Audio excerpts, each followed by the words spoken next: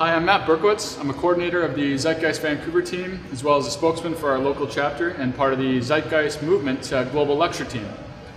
Today I want to discuss a science of economics. Have you ever stopped to consider whether or not the economic system that rules our global society could qualify as a science? And if it can't be, why doesn't it? And what would a science of economics actually look like? Would it have any resemblance to our current system? More specifically, how would industry function? How would society be governed? How would business, politics, and the monetary system function? Or are these even valid questions to be asking? These are some questions I hope to answer in this talk. And in order to do so, we're going to have to overcome some tremendous cultural baggage that is currently inhibiting our ability to understand economics as a science. To clarify what I mean by our economic system, I mean the market system of monetary exchange, whereby goods and services are sold in a marketplace for some monetary value, where the seller's goal is the maximization of profit. This is the system that, to one degree or another, is in place more or less in every country in the world. Generally speaking, the purpose of a science of anything is to approximate the natural order of reality, such that our ability to make predictions from these inferred scientific principles is continually advancing. The scientific method itself is a body of techniques for investigating physical phenomena, acquiring new knowledge, and the self-correction of previously ascertained knowledge. We have the hard sciences of physics, chemistry, biology, and so forth, as well as the less exact sciences, but still sciences, of sociology, psychology, and anthropology. But do we have a science of economics? When we understand the methodology of science, it becomes clear that our current economic practices today resemble more of a traditionalized, dogmatic process. Just as the science of medicine should be geared towards maximizing public health, a science of economics would be geared towards maximizing the quality of living of every human on Earth, while ensuring the protection of our environment, including plant and animal well-being. Do we have anything resembling this type of system in place today? Absolutely not. Intrinsic to the profit-maximizing goal of the monetary market system is the need for consumption, and the more of it, the better the economy. If you look up the root of the word economy, it stems from Greek, meaning management of a household, with an emphasis on preserving one's environmental support. By this definition, we currently live in an anti-economic system, far decoupled from any natural world or scientific referent. This example should be enough to prove that we do not operate our society by any scientific protocol. But for the sake of argument, here are some more attributes in which the market system of monetary exchange is predicated on. Starting with cost efficiency. In order to maximize profits, all companies need to adhere to this market principle, which simply refers to the strategy of lowering one's input costs to maximize return. This produces inferior, cheap goods inherently, for no goods can ever be produced at what could be termed peak efficiency. In fact, cost efficiency is inverse to technical efficiency. It also produces strategies of planned obsolescence and intrinsic obsolescence, commonplace strategies of all goods producing companies in existence today. Then there's competition. From companies competing against one another for market share, to people needing to compete against one another for labor, to governments competing against one another for economic dominance. This competition poisons every part of our society, both environmentally and psychologically. Competition is an assumed ingredient of market theory, both in terms of human behavior and, on a macro level, industrial efficiency as a whole. On both accounts, these are highly flawed assumptions. Then there is the priority of scarcity. Very simply, the more scarce something is, the more you can charge for it. This creates a perverse reinforcement to maintain artificial scarcities of life-supporting goods and services for the sake of monetary gain. And the last one I'll touch on, although there are many more, is the need for labor for income. In a system where people need to earn money through employment to purchase goods and services, there is an inherent clash of motives. On one hand, to utilize the highest forms of technology to maximize industrial efficiency, and the other to maintain employment. This is often termed the contradiction of capitalism. Notwithstanding the inefficiency this promotes, it also promotes a waste of human life to engage in activities that have no direct social contribution, but instead only exist to perpetuate the flow of money and the employment that is required to do so. Now, the focus of this talk is to describe the framework of a science of economics rather than to spend too much time identifying the pseudo-scientific dogma of our present one. But first, let's remember that the core mechanism which enables the scientific method to evolve our understanding of reality is self-correction. This is very much an antithesis to the way we operate our society today, which is about institutional self-preservation, whether a business, a religion, or a political entity. The current economic infrastructure is set up with a built-in confirmation bias, slanted in favor of assuming traditionalized concepts and variables for economic operation.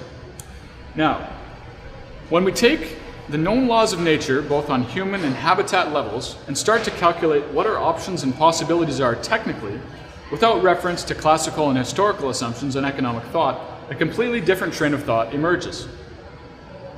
If we wish to orient our society towards maximizing human well-being to the highest level that's technically possible, an entirely different socioeconomic landscape emerges.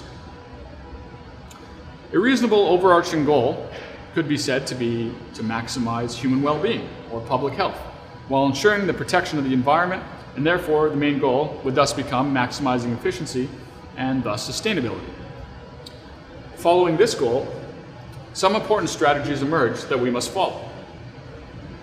Since we need planetary resources to survive, we must pay attention to dynamic equilibrium inherent in natural law. We need to locate and identify all planetary resources we can, as well as implement a system to track our usage of these resources in order to remain sustainable. We would also need to account for rates of regeneration in order to ensure equilibrium, for example, in forestry. Now, given that resources are not uniformly distributed across the planet, we need to implement some sort of approach for this variance in different geographical areas all over the Earth. Systems theory works for this, which recognizes that nature is one huge synergistically connected system and thus treats it as such, rather than an array of countries all competing against one another for monetary economic dominance. So, taking all this inventory and tracking data within a systems theory, logic would dictate that we would have to set up a global resource management system to manage it. This system would essentially be a repository of all resource-related data, their availability, their usage, their rates of renewability, along with foreshadowing external trends which may affect these variables. With that understood, we must then look at the components of management, most specifically production and distribution. In considering production, we need to employ a number of strategies to conform with our goal of maximizing efficiency and sustainability. The most obvious would be that of preservation. We need to make the most diligent use of our finite planetary resources, minimizing waste as much as technically possible in order to ensure this peak sustainability. Without the opposing force of the priority of profit, which demands consumption at the highest level possible, this strategy will not be inhibited. Rather, it will actually be the underlying framework of a science of economics. Another component of production would be to ensure the protection of the environment at all levels. It makes more sense on this level to utilize resources and technologies which have the lowest negative outputs on the environment as technically possible. We can call this the safety or environmental preservation strategy. And the last major component of production that I'll cover is the actual mechanics of the production itself. Without the need to adhere to waste-producing strategies of cost efficiency like today, we would likely follow three principles when it comes to the creation of products. The first being that every good must be designed to last as long as possible. The second being that when things do break down or are simply no longer usable, we must reuse and recycle as many of the component parts as technically possible. This means product design must incorporate this consideration at the earliest stages. And the third being that technologies that accelerate very quickly and are prone to obsolescence must be designed to foreshadow and accommodate new technological breakthroughs. These three principles, along with others that will become apparent in the future, fall in line with our goal of seeking optimal sustainability for the planet and the world's people. That brings us to distribution. How would a science of distribution play out with our goal of maximum sustainability? Well, perhaps the first thing to consider is the issue of market globalization today, where we assemble goods all over the world wherever is cheapest and ship them across the whole world. The science of economics would surely have a proximity strategy at the forefront, which sought to localize production as much as possible in order to save energy on transportation. Furthermore, in order to keep track of distribution of goods globally and ensure that demand is met, we must implement a demand and distribution tracking system. This would mirror an inventory system of a big corporate chain today, but instead would be scaled out globally. Insofar as actually physically obtaining the goods, distribution centers could be scattered around proportionally to population densities. A person could come in, take the good for use, and return it if applicable. And where practical, personalized transport could be arranged to people's homes through technologies like pneumatic tubes. So, this global resource management system and production and distribution systems would be unified together, creating one synergistic, dynamic, updating global economic management system which could legitimately be labeled a scientific approach to economics. This empirical, ground-up approach to economic management, all of which is a purely technical process, would be able to provide something to the entire human population never before seen, something that would alleviate a great majority of the social problems caused by our current unscientific economic model, and that is an access abundance. To summarize, this science of economics, which can be termed a resource-based economy, is simply a system where life-supporting understandings are aimed to be met through the most optimized applications of science and technology, with the goal of maximizing efficiency and sustainability on the entire planet. You will notice that politics, money, and business were not mentioned at all in constructing this approach, simply because these institutions are not at all relevant anymore. Outgrown based on our newfound understanding of what science and technology can do for us. Money is simply not needed to facilitate exchange, which is based on the assumption of scarcity, because access abundance is now a reality. Politics is no longer relevant, at least in its current incarnation, since the science of economics, like any science, is a purely technical process, devoid of the need for human opinion. A form of government would likely still exist, but would function under a scientifically derived protocol for optimized economic management, rather than a haphazard bureaucracy of law and business-trained politicians who have no technical understanding. Now, there are a number of other issues I could touch on to show this train of thought, or how this train of thought could be extrapolated or applied to other areas of society, like city design, labor and machine automation, transportation, and the education system, as well as how human behavior would change. But for the sake of brevity, I'll pause here.